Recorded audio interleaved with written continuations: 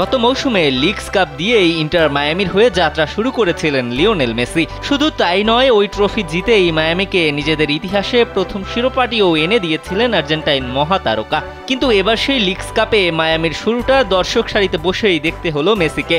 চোটের কারণে অনির্দিষ্টকালের জন্য ছিটকে যাওয়া মেসিকে ছাড়া অবশ্য শুরুটা ভালোভাবেই করেছে ফ্লোরিডার ক্লাবটি।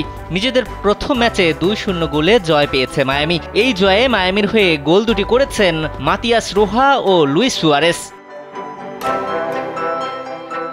কোপা আমেরিকার ফাইনালে চোটে পড়ে মাঠ ছেড়েছিলেন মেসি। চোট কাটিয়ে কখন ফিরবেন তা এখনো অনিশ্চিত। লিগস কাপের শুরুতে তার না থাকাটা আগেই নিশ্চিত করেছিল মায়ামি কোচ জেরার্দো মার্তিনো।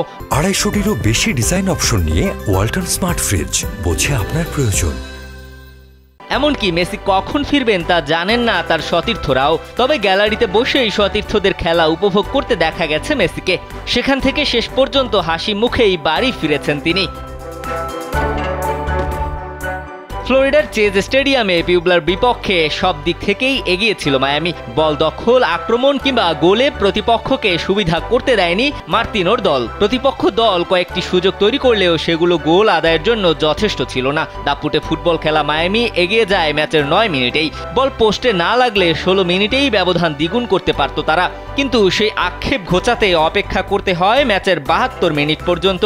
দারুণ এক আক্রমণ থেকে বল জালে জড়িয়ে দলকে 2-0 গোলের সহজ জয় নিয়ে মাঠ ছাড়তে সাহায্য করেন লুইস সুয়ারেস।